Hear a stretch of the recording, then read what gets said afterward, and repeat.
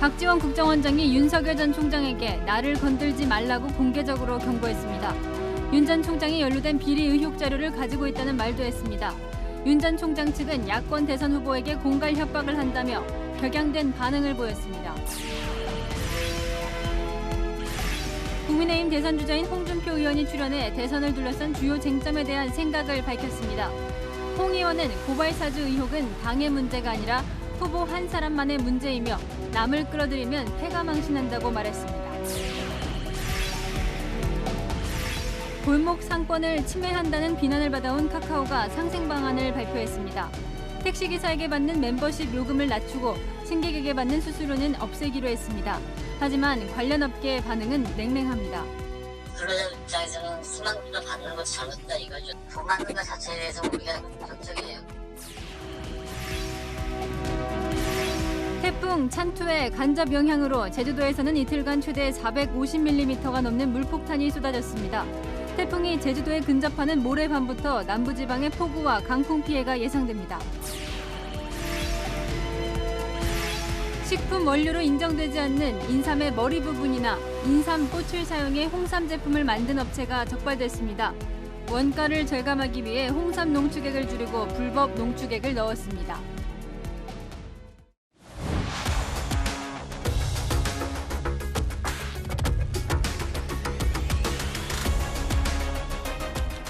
뉴스의 동정민입니다. 고발 사주 의혹과 관련해 박지원 국가정보원장이 직접 나섰습니다.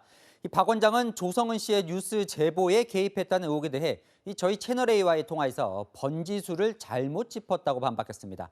나를 건드리지 말라 이렇게까지 야권에 경고하면서 윤석열 전 검찰총장이 연루된 다른 비리 의혹 자료를 다 갖고 있다는 말도 했습니다. 당장 윤석열 캠프는 협박하는 거냐며 발끈했는데요. 정치적 중립을 지켜야 할 국정원장이 야당의 유력 대선 후보와 정면 충돌하는 아주 이례적인 상황입니다. 박 원장은 저희 취재기자에게 녹음을 해도 된다며 여과 없이 감정을 드러냈습니다. 그 내용부터 장원재 기자가 전해드립니다. 박지원 국가정보원장은 채널A와의 통화에서 윤석열 전 검찰총장에게 강력한 경고 메시지를 보냈습니다. 윤호진 전 용산세무서자 문제를 제가 국회에서 맨 먼저 터뜨렸습니다. 자료도 다 가지고 있습니다. 건들지 마라 이거예요. 잘 알고 건드려라 이거지. 윤 전 총장은 2019년 7월 검찰총장 인사청문회 때 윤 전 서장 뇌물수수 무마에 관여했다는 의혹을 받았습니다. 국민의힘과 윤 전 총장 측이 고발사주 의혹에 개입했다는 의혹을 제기하는 것을 두고서는 물타기라고 일축했습니다. 국내 정치 개입을 하지 않고 잠자는데 왜 꼬리를 밟아요? 물타기를 해서 박지원 게이트로 만들어가려고. 그게 되나요? 8월 조성은 씨와의 식사 자리에 야권 인사 A씨가 동석했다는 의혹에 대해서는 알지도 못하는 사람이라며 조 씨와 둘이 만나 사적인 대화를 나눈 것뿐이라고 했습니다. 조 씨에 대해서는 국정원장 재임 중 서너 번 만났으며 자주 전화하는 사이라고 밝혔습니다. 청년 문제나 요즘 젠더 문제가 많잖아요. 보통 똑똑한 영특한 분이 아니에요. 그런 문제는 물어보고 많은 도움을 받고 있습니다. 윤 전 총장 측이 식사 자리를 문제 삼는 것을 두고는 번지수를 잘못 잡았다고 했습니다. 국정원장이 식사하면은 검찰총장 허가 받고 결제 받고 먹나요? 자기는 검찰총장 하면서 검찰 사람들하고만 밥 먹었나요? 저하고도 술도 먹고 밥도 먹고 했어요. 그러면 그때는 괜찮고 박지원은 웃기는 건들지 말아가세요. 지금 번지수를 잘못 잡는 거예요. 또 고발장을 작성한 사람이 손준성 검사로 확인된 것 아니냐며 그것이 본질이라고 강조했습니다. 채널A 뉴스 장원재입니다. 윤석열 캠프는 공갈 협박을 하는 거냐 격앙된 반응을 보였습니다. 국민의힘은 고위공직자범죄수사처에 당장 박지원 국정원장을 수사하라고 촉구했습니다. 안보겸 기자입니다. 윤석열 전 검찰총장 측은 박지원 국정원장이 공갈 협박을 하고 있다고 강하게 비판했습니다. 박 원장이 왜 잠자는 호랑이 꼬리를 밟느냐며 윤우진 전 용산세무서장 관련 자료를 언급한 것을 두고 협박이라고 표현한 겁니다. 윤 전 총장 측 핵심 관계자는 채널A와의 통화에서 박 원장이 마음이 급하니 무리수를 던지는 것이라고 지적했습니다. 윤 전 총장 캠프 정치공작 진상규명 특위는 공수처에서 박 원장과 조성은 씨의 공모관계를 밝히기 위한 강제 수사에 나서야 한다고 강조했습니다. 두 사람의 휴대전화를 압수수색해 통화와 문자메시지 내역 등을 확보하고 제보자 조 씨의 긴급 출국 금지 조치도 내리라고 촉구한 겁니다. 국민의힘 역시 공수처의 수사 필요성을 지적했습니다. 공수처가 국민들이 궁금한 걸 풀기 위해 김웅 의원 등에 대해 강제 수사를 하였다고 한 만큼 박지원 국정원장에 대해서도 똑같은 잣대로 강제 수사를 해야 합니다. 강민국 국민의힘 원내대변인은 박 원장의 정치 공작에 대한 고발을 어떻게 다룰 것인지 공수처가 답할 차례라고 압박했습니다. 더불어민주당 내에서도 박 원장에 대한 우려의 목소리가 나왔습니다. 민주당 소속 한 의원은 박 원장에 대한 의혹 제기가 과도한 측면이 있다면서도 국정원장이 정쟁 한가운데로 들어오는 건 적절하지 않아 보인다고 지적했습니다. 채널A 뉴스 안보겸입니다. 오늘 국회 법사위에선 윤석열 전 검찰총장이 재직 중이던 때 이 대검찰청이 윤 전 총장의 장모 사건에 대응하기 위한 문건을 작성했다. 이런 의혹이 쟁점이 됐습니다. 민주당은 검찰 사유화라고 공격했고 국민의힘은 그런 정치검찰을 만든 책임은 문재인 대통령이라고 맞받았습니다. 최성 기자입니다. 더불어민주당은 윤석열 전 총장의 장모를 위해 대검찰청이 대응 문건을 만들었다는 의혹을 집중적으로 부각했습니다. 장모가 연루된 4개 사건 등이 시간과 인물별로 정리된 3쪽짜리 문건을 두고 윤 전 총장이 검찰을 사유화했다며 공격했습니다. 법무부 장관이 이거 감찰해야 되는 거 아닙니까? 사찰 내지는 정보의 게더링, 정보의 수집이 있었지 않았을까 하는 것이 제 생각입니다. 민주당은 고발 사주 의혹과 관련해서도 윤 전 총장을 타깃으로 삼았습니다. 손준성 보냄이 검사 그 손준성이 보낸 것으로 사실상 봐도 되는 것 아니겠습니까? 무리가 없겠습니다. 국민의힘은 문재인 대통령 책임론으로 반격했습니다. 법무부 장관 태도에 비춰보면 김경수 전 경남지사의 대선 여론공작 사건은 문재인 대통령의 여론공작 사주 사건이다. 동의하십니까? 손준성 검사와 윤석열 전 총장 관계가 문제 있다면 김경수 전 지사와 문재인 대통령 사이도 문제가 된다는 취지입니다. 정치검찰을 만든 총장을 임명한 문재인 대통령이 책임져야 된다는 주장에 대해서는 어떻게 생각하세요? 그 논리에 동의할 수 없습니다. 검찰과 공수처가 동시에 나선 것을 두고도 반발했습니다. 그 윤석열 전 총장에 불리한 것은 지금 정관석화로 좀 하시는 드리고요. 다시 한번 물어봐 주십시오. 아니 잠깐만요. 지금 방금 국민의힘은 박지원 원장을 겨냥하며 간첩 잡을 때 사용하는 공작 기술을 야당 대통령 후보 제거에 사용한다며 날을 세웠고 민주당은 전형적인 물타기라고 반박했습니다. 채널A 뉴스 최선입니다. 윤석열 캠프가 어제 뉴스 제보자 조성은 씨, 박지원 국정원장과 함께 고발한 이 성명 불상자에 대한 관심이 커지고 있습니다. 이 3명이 함께 식사를 했다는 건데 조 씨는 동석자로 소문이던 야권 캠프 인사 실명을 거론하며 전혀 모르는 사람이라고 반박했습니다. 이 조 씨가 실명을 거론하면서 오히려 논란은 커졌는데요. 이 조 씨가 언급한 사람은 자신은 조 씨를 만난 적이 없다며 공작 정치의 희생양이 됐다고 반박했습니다. 이다혜 기자입니다. 지난 8월 11일 박지원 국정원장과 조성은 씨의 점심자리에 동석자가 있었는지에 대한 논란이 더 커지고 있습니다. 조성은 씨가 자신의 SNS에 A라는 분 이름조차 들어본 적 없다며 기자에게 물어보니 홍준표 대표와 일을 하셨던 분이라고 한다고 쓴 대목이 문제가 된 겁니다. 조 씨의 SNS에 거론된 A씨도 만남을 부인했습니다. A씨는 박지원 원장도 조성은 씨도 모른다며 만난 적도 전화 통화한 적도 없다고 반박했습니다. 박 원장과 조 씨가 만났다는 지난달 11일에는 다음 날 제주도 출장을 준비하느라 계속 여의도에 있었다고 했습니다. 그 근거로 카드 사용 내역을 보여줬습니다. 출근할 때 택시비를 결제하고 오전 11시 52분에는 여의도의 커피숍에서 음료를 구매한 내역입니다. A씨는 호텔로 점심 식사를 하러 가는 게 현실적으로 불가능한 시간 아니냐며 점심은 보통 캠프에서 먹는다고 했습니다. 오후에도 여의도에 머물다 캠프 관계자와 저녁을 먹고 귀가했다고 설명했습니다. A씨는 소문의 진원지를 윤석열 캠프로 지목하며 공작 정치의 희생양이 됐다고 주장했습니다. 홍준표 의원도 못된 정치 행태라고 비난했습니다. 난 참 그 사람들 다급하다고 생각을 하는 게 그런 짓에 흔들릴 사람도 아니고. 윤석열 캠프 관계자는 사실이 아니라면 호텔 CCTV나 출입 기록을 공개하면 될 일이라면서 공수처 수사로 동석자의 실체를 밝혀야 한다고 했습니다. 채널A 뉴스 이다혜입니다. 홍준표 의원에게 오늘 스튜디오에서 이 건과 관련해 제가 직접 이 궁금한 점들을 물어봤는데요. 그 내용 전해드리기 전에 이 공수처 이 수사 상황을 좀 살펴보겠습니다. 이 공수처는 손준성 검사와 김웅 의원에게서 압수한 휴대전화를 분석 중입니다. 이 둘 사이에 고발장이 오갔는지부터 살펴보고 있는데요.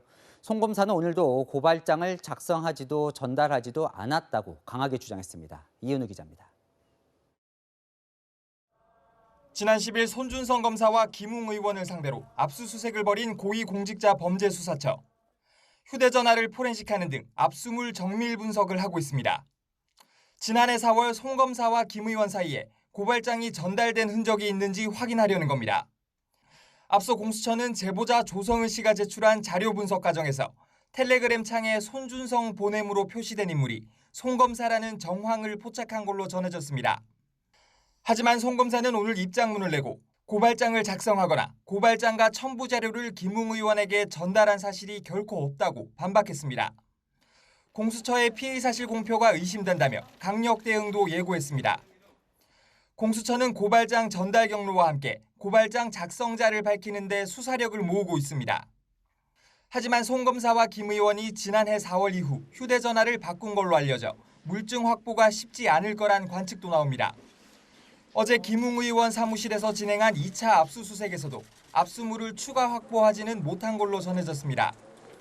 송 검사 소환 조사를 준비하는 공수처 입장에선 기존 압수물 분석에서 물증을 확보해야 하는 상황입니다. 채널A 뉴스 이은후입니다. 네, 전해드린 대로 이 고발 사주 의혹도 시끄럽고 내일은 국민의힘 경선 1차 컷오프 발표도 있지요. 그래서 이 국민의힘 홍준표 의원 스튜디오에 모셨습니다. 어서 오십시오. 예. 지지율은 추세가 중요하다는데 상승세가 뚜렷합니다. 추석 전 골든 크로스 이제 추석 다 됐지만 가능하다고 보십니까? 골든 크로스는 이미 일주일 전에 시작이 됐죠. 네. 그래서 골든 크로스는 지금 원래 추석 전후라고 봤는데 네. 한 추석 2주 전에 와버렸죠. 일찍 와버렸다. 좀 일찍 왔어요. 지지율 상승 비결이 뭐라고 생각하시는 거예요? 무야홍, 무조건 야권 후보는 홍준표 이게 좀 통한 겁니까? 그게 이제 20, 30대들이 네. 인터넷에서 놀이 삼아 하던 게 이제 일반화돼 가지고 네.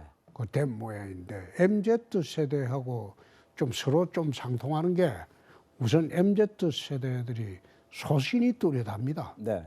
말을 얼머무리지 않고 직설적으로 하고 그리고 거짓말을 안 하죠. 네.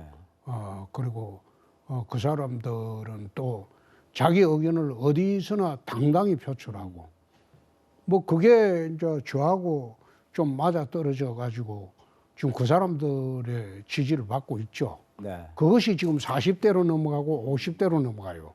지금 못 넘어간 계층이 60대하고 지금 남아 있는 게 TK만 이제 어느 정도 정비되면 네. 경선은 좀 수월하게 되겠죠. 근데 요즘 워낙 고발 사주 의혹 이게 시끄러워서 이것도 좀 경선에 영향을 좀 미칠 걸로 보십니까? 글쎄요.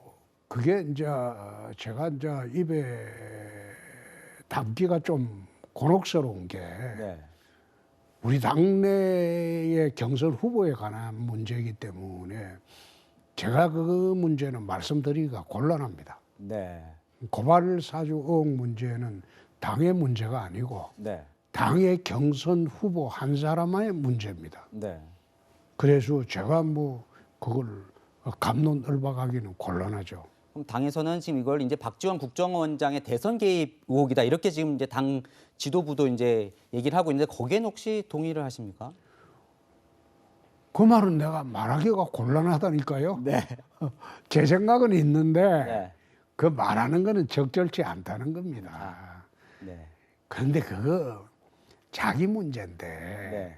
사내답게 지가 해결하고 가야지. 그걸 당이 나서서 해결해 주기를 바라는 거는 그거는 후보가 됐을 때 네. 그때 당이 나서는 겁니다. 네. 후보가 되기 전에는 개인 문제죠. 네. 그런데 이제 홍준표 캠프의 뭐 인사 이게 지금 이제 소문으로 나왔어요. 그러면서 그게 네. 윤석열 캠프에서 퍼뜨린 소문이죠. 아 그러면 지금 뭐 누가 이 소문을 퍼뜨리는지 짐작이 간다는데 그쪽으로 이제 아니 나는 알고 있어요. 누가 떠들고 다녔는지. 일주일 전부터 내가 이야기 다 들었어요. 네. 예, 그 박지원 국정원장과 이제 뉴스 제보자 조성은 씨와 이제 그 인사가 같은 자리에 있었다. 네. 내가 불쾌하다는 알기로는 반응을 보이셨어요 오늘. 확인해 보니까 네. 내가 데리고 있던 그 캠프 인사는 그 시간에 영등포 음식점에서 식사한 것이 영수증까지 있어요. 아, 이미 확인을 해보셨어요, 그죠? 아니 내가 하도 말이 많으니까 확인해봤죠. 네. 그런 일이 있었냐? 없었다. 네. 그 시간에 뭐했냐? 영등포 어느 식당에서 식사한 영수증까지 있습니다. 내가 그거 가지고 오죽 답답하면 우리 캠프까지 물고 들어가겠냐? 네. 그런 짓 하는 게 정치 공작이죠. 헛소문 가지고 버터려 가지고 네. 그래 하는 게 정치 공작입니다. 그건 좀 안 했으면 해요. 이런 소문이 나는 거는 그쪽에서 좀 다급하다 이렇게 보시나 보죠. 그렇죠. 다급하죠. 골든 크로스가 돼 버렸으니까. 헛된 꿈은 패가 망신한다 이런 글도 쓰셨어요. 그래 하면 안 되죠. 알겠습니다. 그게 네. 자기가 공경에서 벗어나기 위해서 아무런 관련 없는 남을 끌어들이는 거. 네. 그건 패가 망신하죠. 그건 패가 망신이지. 윤석열 전 총장이 만약에 후보가 되더라도 당연히 도우실 거다 이렇게 해석을 해도 될까요? 그렇게 될 리는 없을 겁니다. 만약에 된다면? 그거는 알겠습니다. 어처구니 없는 가정이고. 알겠습니다. 요즘 경기도 차베스라면서 이재명 경기지사를 집중적으로 이제 비판을 하시는 것 같던데요, 보면. 그 말은 제 말은 틀린 말 아니죠. 차베스가 무상 포퓰리즘으로 베네수엘라를 망친 사람 아닙니까? 지금 국가 재정이 국가 빚이 천조 시대입니다. 네. 빚이 천조나 됐던 거예요. 네. 또다시 나라 거들내려고 세계 유례 없는 기본 주택, 기본 금융, 뭐 기본 소득 그 터무니없는 말들을 해대니까 네. 저거는 나라를 거들내는 것이다. 그러니까 경기도의 차베스지. 네. 난 그래 보죠.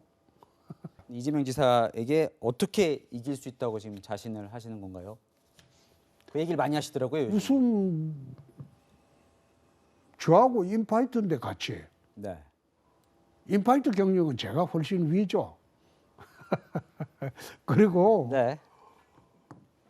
포퓰리스트하고 싸움이기 때문에 네. 국가 채무가 천조 시대에는 국민들이나 특히 20, 30대, 40대들이 포퓰리스트 받아주질 않습니다. 네. 요즘 여론조사 추이를 보면 20, 30대, 40대에서는 제가 압도적으로 이깁니다. 네. 그래서 그건 한번 있어보세요. 내 선거 한두 번 한 사람도 아니고. 네. 알겠습니다. 자, 그런데 보시면 지금 오늘도 빨간색 넥타이를 이제 안 매시는 겁니까? 홍준표 하면 원래 빨간색 떠올랐었는데. 하도 고집스럽다고 해서 네.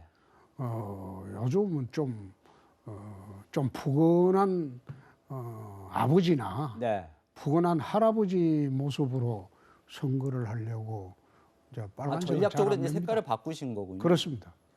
파란색도 우리 당색입니다. 네. 우리 당색이 빨강, 파랑, 흰색입니다. 지금 이제 정책 얘기하셨는데 홍 후보의 공약은 일단 쉽습니다. 국회의원 200명으로 줄이겠다.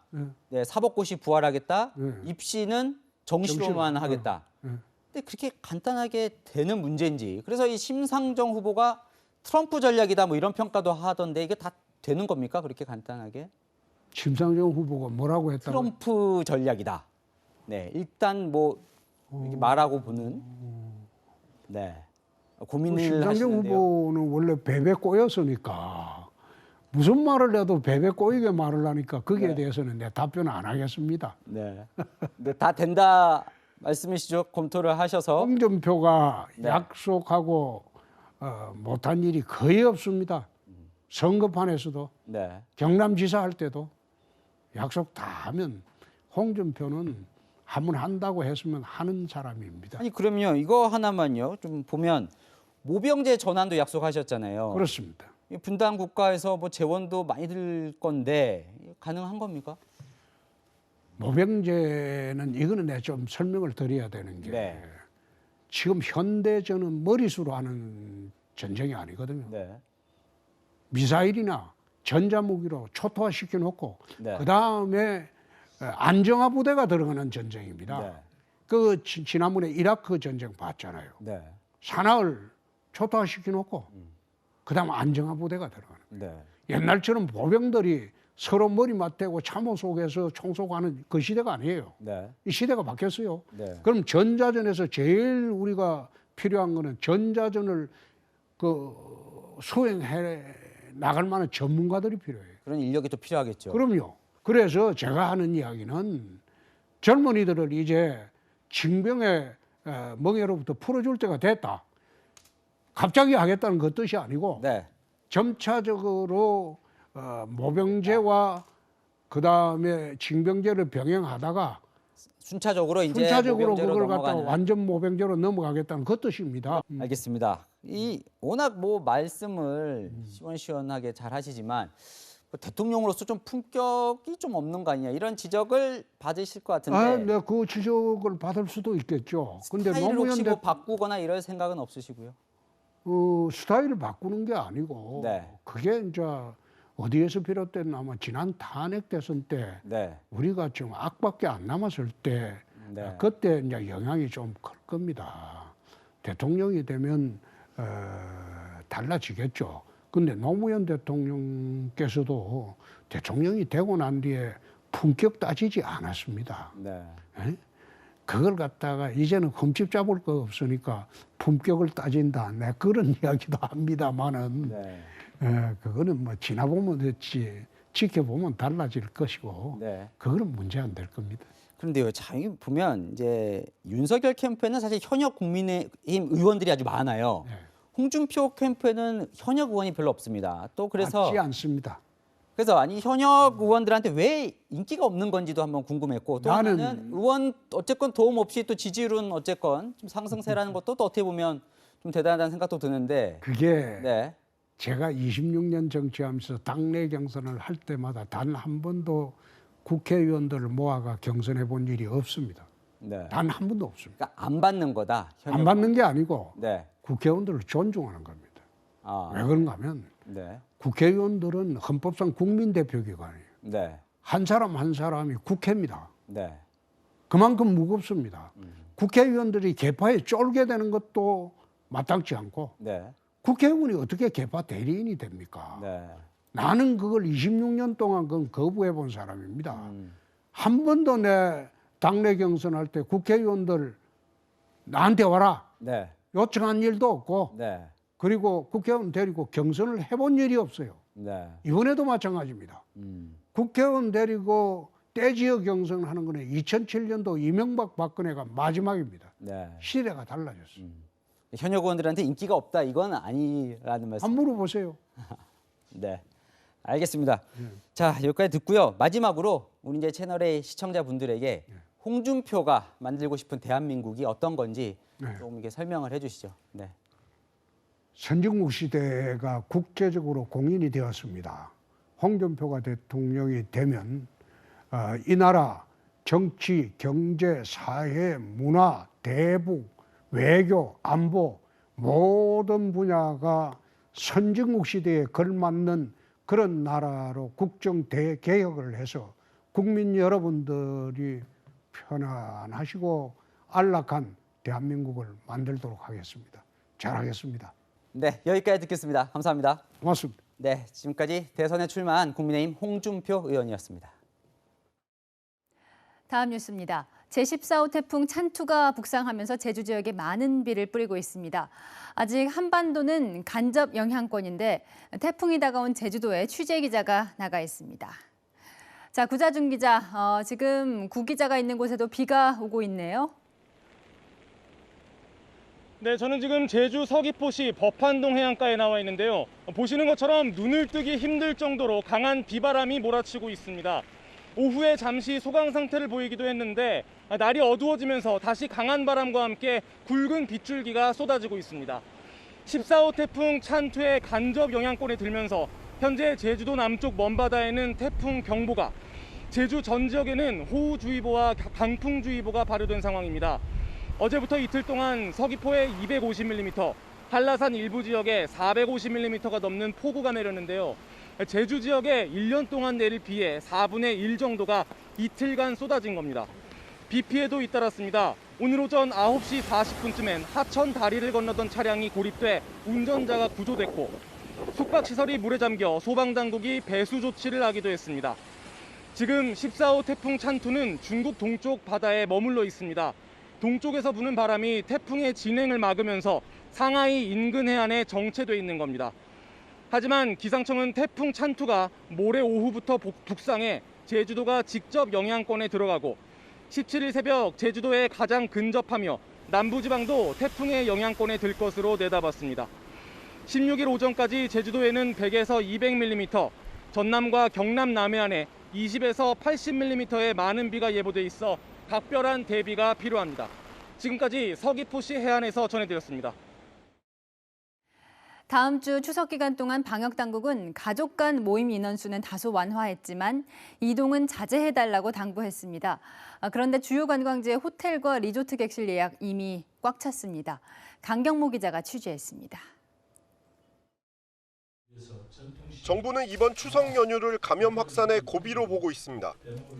부모님을 비롯한 가족 모두의 건강과 안전을 위해서라도 최소한의 이동과 모임을 당부합니다. 신규 감염자 4명 중 3명이 수도권에서 나오는데 비수도권으로 감염이 확산될까 봐 우려하는 겁니다.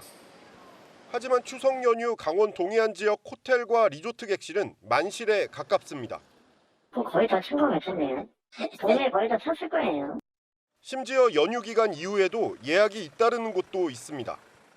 22일에 끝나고 이제 23, 24, 25, 26이 목금토일이지 않습니까? 이때 또 예약률이 또 생각보다 많이 올라가더라고요. 거리두기 3단계인 부산과 4단계인 제주의 주요 호텔과 리조트 예약률도 90%를 웃돌고 있습니다. 추석 연휴 기간이 예약 마감되었습니다. 문의는 있지만 예약을 받기는 좀 어려운 상황입니다. 차량 이동량도 늘어날 전망입니다. 강원 지역 추석 당일 고속도로 통행량은 지난해보다 5만 4천 대 늘어나고 전날에도 10% 가까이 증가할 걸로 예측됐습니다. 호텔이 만실이라는 상황이 매우 불안하고요. 방역수칙만은 꼭 지켜주셨으면 좋은 케이스입니다. 하지만 다중이용시설 점검 말고는 뾰족한 수가 없습니다. 관내 숙박업소에 예약이 지금 많이 이루어지고 있는 상황입니다. 연휴 기간 동안에 인원이 많이 몰리는 관계로 항상 거리두기에 유념해 주시고, 방역당국은 주요 기차역 등에 임시 선별검사소를 설치해 감염자 확인에 주력할 계획입니다. 채널A 뉴스 강경모입니다. 사업을 골목 상권까지 확장했다는 논란에 휩싸인 카카오가 상생 방안을 내놨습니다.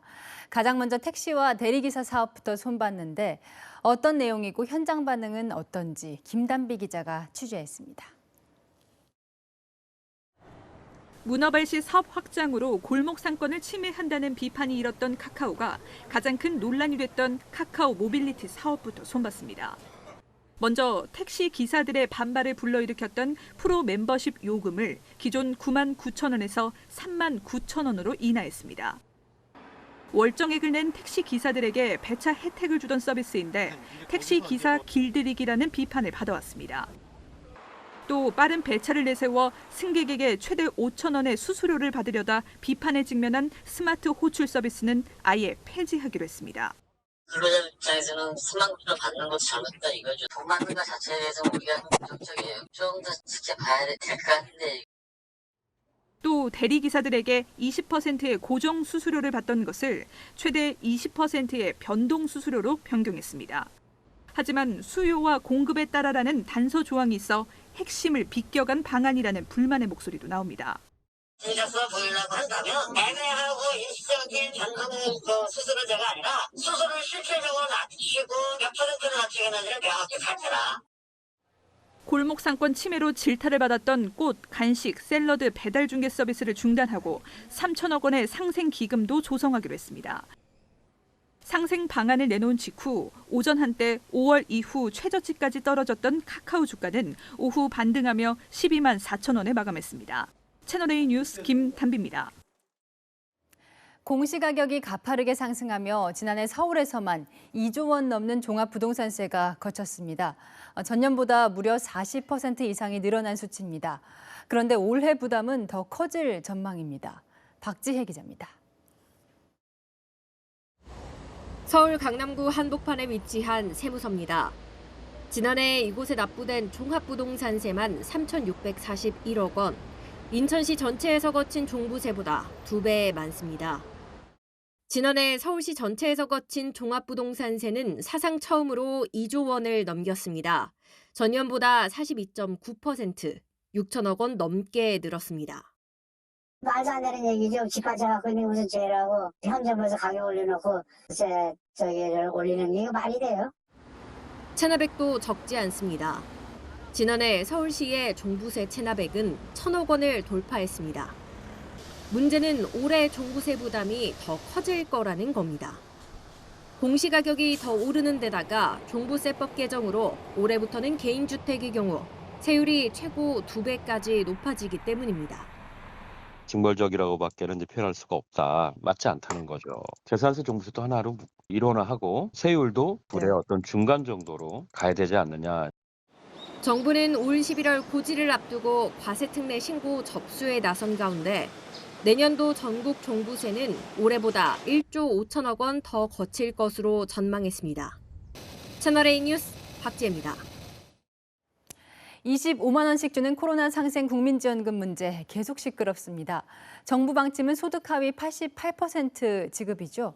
하지만 일부 지자체는 예산이 부족해도 100% 보편 지급을 실시해서 주변에서는 형평성 논란이 일고 있습니다.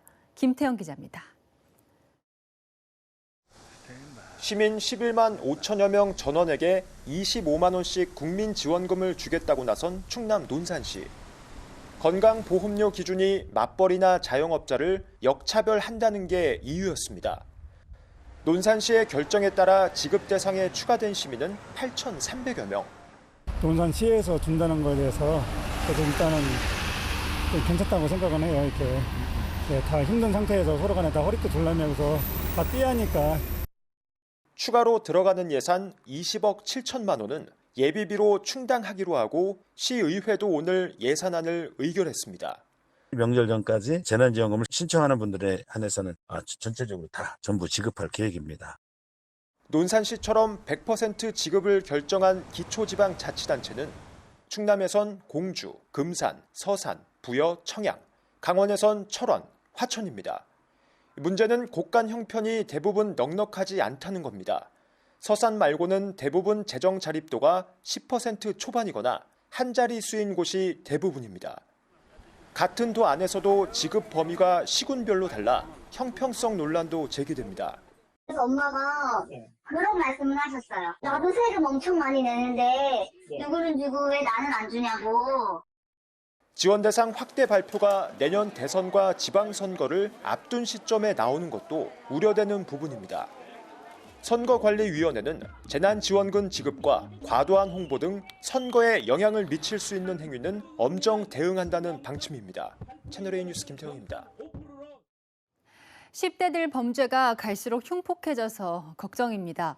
조건 만남으로 성인을 유인해서 강도 폭행을 저지른 10대 중학생들이 경찰에 붙잡혔는데 알고 보니 8일 전 차량 절도까지 걸린 일당이었습니다. 김태욱 기자입니다. 새벽 시간 경기 의정부역 근처 골목길. 여성이 남성과 함께 문을 열고 들어갑니다. 잠시 뒤 멀리서 남성 3명이 나타나더니 뒤따라 들어갑니다. 30분이 흐른 뒤 문을 열고 나온 일당 4명은 주위를 살핀 뒤 서둘러 달아납니다. 처음 여성과 함께 들어갔던 20대 남성은 피를 흘린 채 주변에 도움을 구했습니다. 얼굴에도 좀 피가 좀 나고 있었고 손바닥이 완전 멍이 든 것처럼 상처가 좀 크게 있었고요. 불안해하시고. 경기 의정부에서 도주했던 일당 4명이 붙잡힌 건 어제 새벽 1시쯤. 채팅앱을 통해 20대 남성을 조건 만남으로 유인한 뒤 둔기를 휘두르고 금품을 가로챘습니다. 붙잡힌 4명은 모두 중학생이었습니다. 바로 이곳이 범행이 일어난 현장입니다. 일당들은 이렇게 인적이 드문 곳으로 피해자를 유인해 폭력을 휘둘렀습니다. 이들은 8일 전에도 같은 수법으로 차량을 훔쳐 타고 달아났습니다. 당시 일당 중 여학생은 경찰에 붙잡혀 현장 조사를 받고 귀가했지만 경찰 출석에도 불응하다가 또다시 범행을 저지른 겁니다. 이들은 검거된 뒤에도 보호 처분이 내려지지 않겠냐며 오히려 큰 소리를 쳤습니다. 만 14세 미만의 촉법 소년은 형사처벌 대신 보호 처분을 받지만 이들은 모두 만 14세 이상이었습니다. 배고프다, 뭐 소리 지르고, 뭐 심각성도 모르고 하하 웃고 떠들고 막 직원들한테도 덤비고 보호 처분 뭐 그런 것도 다 알아요. 경찰은 심각한 범행을 반복적으로 저지른 점을 감안해 4명 중 3명에 대해 강도 상해 혐의로 구속영장을 신청했습니다. 채널A 뉴스 김태욱입니다. 전자발찌를 끊고 달아난 범죄 전과자가 또 붙잡혔습니다. 이번에는 사기 전과자였는데 도주 기간 81일 동안 또 사기 행각을 되풀이했습니다. 남영주 기자입니다. 인적이 끊긴 서울 사당역 인근 먹자골목. 흰옷 차림의 남성이 주변을 서성이더니 상점 앞에 있는 남성에게 접근합니다. 한참 이야기를 나누는 두 사람. 갑자기 이상한 낌새를 챘는지 남성이 달아나려 하자 흰옷을 입은 남성이 곧바로 붙잡습니다. 흰옷 남성은 경찰관, 도주하려 했던 남성은 지난 6월 23일 전자발찌를 끊고 도주했던 20대 사기 전과자 이모 씨입니다. 경찰 수사팀이 잠복 근무 끝에 체포한 겁니다. 이 씨는 사기죄로 징역형을 살다 지난 4월 전자발찌 부착 조건으로 가석방됐지만 2달 만에 전자발찌를 끊고 도주했습니다. 문제는 도주에서 검거까지 81일이나 걸렸고 그 사이에 이 씨는 중고거래를 가장한 사기 행각을 되풀이했다는 겁니다. 중고 노트북과 스마트폰, 골프채를 판다면서 돈만 가로채고 물건을 넘기지 않는 수법이었습니다. 법무부는 수배자 명단에 올렸지만 검거에 실패하면서 다수의 피해자가 생겼습니다. 전자발찌를 끊고 여성 2명을 살해한 강윤성 사건이 부각되자 이 씨의 거주지 관할 경찰서가 전담 수사팀을 꾸려 열흘 만에 붙잡았습니다. 관리상의 허점들이 드러나고 있다. 사례들이 판단이 되고요. 훼손 사범들에 대해서는 더욱더 적극적인 수배와 검거를 위한 노력들이 필요하다. 지난 2019년 10월 울산에서 성범죄를 저지른 뒤 전자발찌를 끊고 도망간 60대 남성은 아직 붙잡지 못했습니다. 채널A 뉴스 남영주입니다. 정세균 전 국무총리가 대선 레이스에서 하차하면서 이재명, 이낙연 두 후보는 더 바빠졌습니다. 호남 출신의 정 전 총리를 잡기 위한 이 구애 경쟁이 벌어진 동시에 지금까지 이 정 전 총리가 받았던 표를 어떻게 처리하느냐가 새로운 갈등의 불씨로 떠올랐습니다. 김성규 기자입니다. 이재명 경기지사는 정세균 전 총리를 한껏 치켜 세웠습니다. 저도 뭐 정세균 사단의 일부이기 때문에 역량도 출중하시고 경륜도 높고 또 인품도 훌륭하시고 전북이 낳은 정말 이제 불세출의 정치인 한 분을 자동차 조선산업 부활부터 새만금 친환경 개발까지 전북 지역 공약을 쏟아냈고 몸을 낮추는 전략으로 지지를 호소했습니다. 그 호남 지역은 우리 이낙연 후보님의 어쨌든 연고지이고 과반을 하는 게 쉽지 않겠다라는 걱정을 사실 하고 있습니다. 호남 출신의 정 전 총리의 사퇴로 반사 이익을 기대하고 있는 이낙연 전 대표도 정 전 총리 구애에 적극적으로 나섰습니다. 그동안에는 일부러 전원을 안 드렸었습니다. 그러나 이제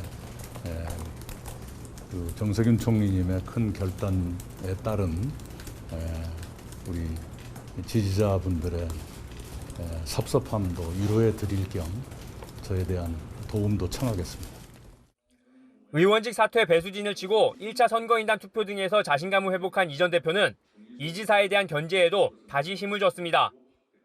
기본소득은 철회돼야 맞습니다. 그것은 본선에 가기 전에 철회가 되기를 바랍니다. 이 지사는 캠프 소속 호남 의원들을 호남에 급파해 바닥민심 다지기에 나섰고 이 전 대표 부인이 나흘 전 전북을 찾은 데 이어 내일부터는 이 전 대표가 직접 호남표를 공략합니다. 정세균 전 총리가 지금까지 얻은 23,700여 표를 처리하는 방식에도 관심이 쏠리고 있습니다. 이 표를 총 득표수에서 빼고 득표율을 계산하면 이 지사의 득표율은 51.4%에서 53.7%로 이 전 대표의 득표율은 31.1%에서 32.5%로 조정됩니다. 1위인 이 지사의 득표율이 더 많이 오르기 때문에 이 전 대표 측은 민감할 수밖에 없는데 민주당 선관위는 무효표를 어떻게 처리할지 검토에 들어갔습니다.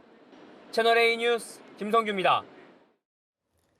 국민의힘은 내일 11명 대선 후보를 8명으로 압축하는 1차 컷오프 결과를 발표합니다.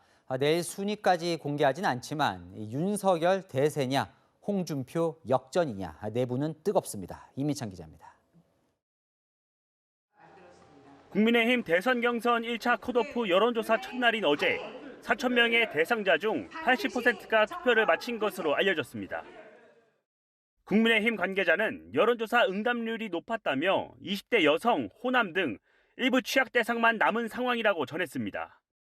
국민의힘 대선 후보들은 정권교체를 바라는 여론 때문에 여론조사 응답률이 높았다면서도 해석은 제각각이었습니다. 윤석열 캠프 측은 윤 전 총장이 과반에 가까운 1위를 할 것이라며 1차 컷오프 이후 대세론이 굳어질 것이라고 했습니다. 홍준표 의원 측은 홍 의원이 이미 윤 전 총장을 역전해 범보수 1위를 굳혔다고 주장했습니다. 골든크로스 한 지 오래됐어요. 10일 전쯤부터 했는데. 오늘 발표된 여론조사에선 조사 방식에 따라 결과가 엇갈렸습니다. 여야 대선 후보 적합도에선 윤석열 전 총장이 24.5%로 23.6%인 이재명 경기지사와 오차범위 내에 있었고 홍준표, 이낙연 후보 순이었습니다. 국민의힘 대선 후보 적합도에선 홍 의원이 31.4%, 윤 전 총장이 28.5%로 오차범위 내 접전이었습니다. 국민의힘 지지층만을 대상으로 국민의힘 대선 후보 적합도를 물었을 때는 윤 전 총장이 48.9%, 홍 의원이 35.3%로 조사됐습니다. 채널A 뉴스 이미찬입니다.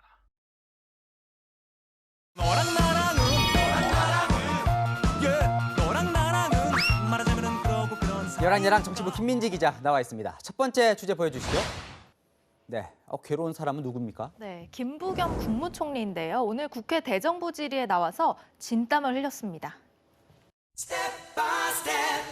한미연합 작전계획 명칭 혹시 아세요? 이름 뭡니까? 작게 20 뭐로 나가는데 제가 정확하게 5015입니다. 예, 죄송합니다. 예. 총리님, 얼지 연석과 충무계획의 차이가 뭡니까? 정확하게는 제가 구분을 못해요. 죄송합니다. 예. 모른다는 게 국민들이 보면 얼마나 황당하겠어요. 아니 그러니까 죄송합니다만 지금 행안부 장관도 지냈으니까 이제 알아야 한다는 비판도 일리는 있는데 네. 총리도요 이거 뭘 물어볼지 모르니까 난감하겠어요. 네, 맞습니다. 오늘은 이렇게 몰라서 대답을 못했잖아요. 그런데 어제는 또 다른 이유로 곤란한 상황을 겪었습니다. 대통령 선거 묻지마 흑색 선거판으로 다시 되돌아가고 있습니다. 어떻게 생각하십니까? 제가 뭐라고 드릴 말씀이 없다. 박주영 국정원장과 조성은 씨가 보도 날짜를 두고 상의했다는 그런 의미예요. 제가 뭐라고 답을 할 수가 없지 않겠습니까? 박지원에 의한 정치 공작 사주다. 이렇게 규정 지어도 무리가 없겠죠. 제가 뭐라고 답변하겠습니까? 적어도 이 당사자가 아니니까 이 답변이 쉽지는 않을 것 같은데요. 그래도 김 총리 야당 의원을 향해서 버럭하거나 그러진 않네요. 네, 총리는 국정의 대표자죠. 쓴소리라도 이 국민을 대표하는 의원들 질문에는 성실하게 답하는 게 좋은 자세 아닐까요? 네, 다음 주제 보겠습니다. 자, 형 떠난 자리에 그러니까 최재형 전 감사원장이 떠난 자리가 채워졌죠? 맞습니다. 오늘 문재인 대통령이요, 새로운 감사원장 후보자를 지명했습니다. 이름이 비슷한 최재해 전 감사원 감사위원인데요. 이 감사원의 주요 직책을 두루 거쳤습니다. 63년 역사상 첫 감사원 출신의 감사원장 후보자인데요. 임명되려면 국회 인사청문회를 거쳐야 합니다. 최재형 전 원장이 물러난 지가 얼마나 됐죠? 네, 정확히 79일 만입니다. 청와대 관계자는 정치적 중립성, 독립성이 중요하기 때문에 거기에 걸맞은 인사를 지명하기 위해서 그만큼 시간이 소요됐다고 설명했습니다. 네. 최재형 전 원장이 이제 퇴임 후에 바로 야권 대선에 뛰어들었으니까요. 후임 인선에 좀 부담이 됐겠죠. 네, 일각에서는 현 정부의 임기가 8개월도 채 안 남았는데 이 4년 임기의 감사원장을 내정한 것을 두고 알박기라는 지적도 나오고 있습니다. 인사청문회에서 또 시끌시끌하겠는데요. 네, 국민의힘은 철저히 검증하겠다며 벼르고 있습니다. 문재인 대통령은 최 전 원장 때나 오늘이나 똑같은 주문을 했는데요. 최재형 감사원장 후보자는 감사원의 독립성과 정치적 중립성을 수호하면서 많은 논란이 있는 상황에서 오늘 대통령님께 사의를 표명하였습니다. 바람직하지 않은 선례를 만들었다며 아쉬움과 유감을 표했습니다.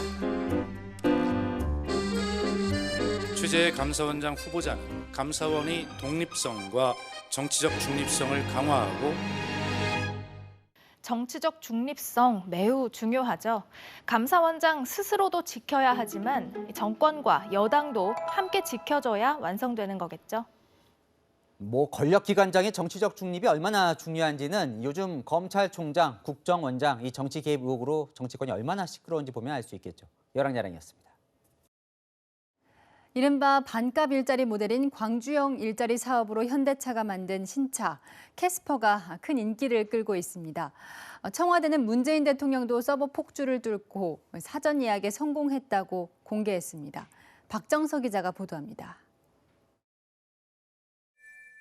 오늘 온라인으로 사전 예약을 시작한 경영 SUV 캐스퍼. 현대차가 18년 만에 내놓는 경차인데 가격은 최저 1,385만 원, 최대 1,870만 원으로 예상보다 다소 높다는 반응과 내외장을 고려하면 경쟁력이 있다는 평가가 엇갈리지만 관심만큼은 한때 예약 사이트 서버가 다운될 정도로 컸습니다. 문재인 대통령도 인터넷으로 직접 몇 번이나 시도해 겨우 예약했다며 퇴임 후 개인적으로 사용하겠다고 밝혔습니다. 그간 정부가 추진해온 상생형 지역 일자리에서 생산한 첫 모델인 만큼 전폭적인 응원을 보낸 겁니다. 광주형 일자리는 지역과 노사민정이 사회적 대타협을 통해 동반 성장을 꾀한다는 국내 제1호 상생 일자리 모델. 최대 주주인 광주시가 경영하고 2대 주주인 현대차가 설계 및 판매, 생산은 광주 글로벌 모터스가 하는 구조로 현대차 본사에 비해 낮은 인건비를 강점으로 내세웠습니다. 광주 글로벌 모터스는 올해 말까지 12,000대를 위탁 생산하고 내년에는 생산량을 연 7만 대까지 늘릴 예정입니다. 광주형 일자리를 통해 가지고 어려워진 지역의 어떤 경제를 활성화시키면서 저가형 차량 공급을 통해서 회사 입장에서는 경쟁력까지 제고될 수 있다는 것. 본격적인 시동을 건 광주형 일자리 사업이 새로운 일자리 창출 성공 모델이 될지 주목되는 시점입니다. 채널A 뉴스 박정서입니다. 명절 선물로 많이 하는 홍삼 제품, 당연히 산뿌리로 만든 것만 진짜겠죠. 그런데 먹으면 위험한 부분까지 쓴 업체가 적발됐습니다. 허욱 기자가 보도합니다. 인삼 관련 건강식품들을 팔고 있는 한 시장. 인삼 뿌리 위에 동그란 부분은 뇌두라고 불리는데 구토와 두통 등을 유발할 수 있어 식용으로 쓸 수 없습니다. 식용이 아니에요. 차를 끓여 먹으면 건강에 좋다며 팔리는 인삼꽃도 같은 이유로 식용 허가가 나지 않았습니다. 그런데 인삼 뇌두와 인삼꽃으로 홍삼 농축액과 건강기능식품을 만들어 판매한 충남의 한 업체가 적발됐습니다. 인삼 뇌두와 꽃으로 만든 불법 농축액을 넣고 홍삼 농축액을 절반으로 줄여 제조 원가를 낮춘 겁니다. 인삼 뇌두와 꽃에도 인삼의 핵심 성분인 사포닌이 들어있다는 걸 이용해 제품 검사를 속였습니다. 시험검사 기관에서 검사를 의뢰해도 석분인 함량 기준으로 검사를 하기 때문에 일반인이 구분하기는 힘들 거고요. 업체가 판매한 제품만 54톤, 가격으로는 29억 원어치에 달합니다. 식약처는 불법 농축액 3톤과 말린 인삼뇌두, 인삼꽃 7톤을 현장에서 압수하고 소비자 피해를 막기 위해 시중에 유통된 제품을 회수하고 있습니다. 채널A 뉴스 허욱입니다. 여의도 순복음교회 설립자인 조용기 원로 목사가 향년 86세로 별세했습니다. 조 목사가 천막교회로 개척한 여의도 순복음교회는 교인 70만 명이 넘는 세계 최대 교회로 성장하며 1993년 기네스북에 오르기도 했습니다. 빈소는 여의도 순복음교회에 마련됐고 장례 예배는 오는 18일 한국교회장으로 치러집니다.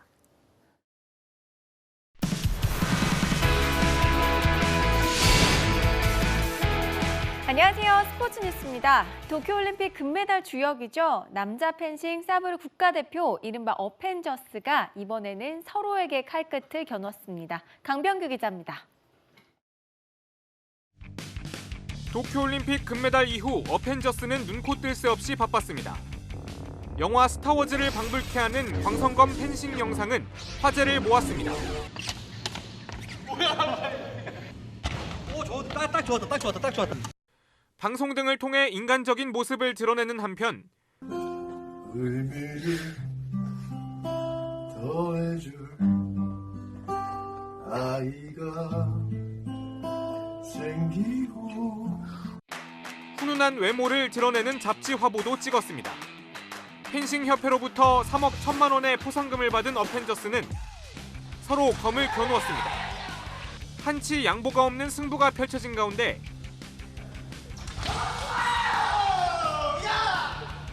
맏형 김정환은 김준호를 쉴 새 없이 몰아붙이며 결승행을 확정지었습니다. 세계 1위 막내 오상욱은 구본길에게 피스트 끝으로 여러 차례 밀렸지만 맞고 찌르는 공격으로 야금야금 점수를 따내며 결승 진출을 확정지었습니다. 경기 내내 손을 맞잡거나 몸 상태를 걱정하며 우회를 과시했습니다. 맏형과 막내가 격돌한 결승전. 막내 오상욱이 초반부터 몰아붙이며 15대 10으로 승리. 지난달 대통령배 선수권대회 패배를 서력했습니다. 김정환은 오상욱의 머리를 쓰다듬으며 훈훈하게 마무리했습니다. 어펜저스가 내년 항저우 아시안게임에서도 완전체로 모여 다시 세계 정상을 호령할지 주목됩니다. 채널A 뉴스 강병규입니다. 이틀 동안 제주 지역에 450mm가 넘는 물폭탄이 쏟아지면서 곳곳에서 침수 피해가 잇따랐습니다. 문제는 태풍이 아직 오지도 않았다는 건데요. 현재 상하이 동쪽 해상에서 숨고르기에 들어간 태풍 찬투는 모레부터 한반도를 향해 빠르게 움직이겠습니다. 금요일이면 남해상을 통과하겠는데요. 우선 내일까지는 태풍의 간접적인 영향으로 제주에 20에서 80mm, 전남과 경남에는 5에서 30mm의 비가 내리겠고요.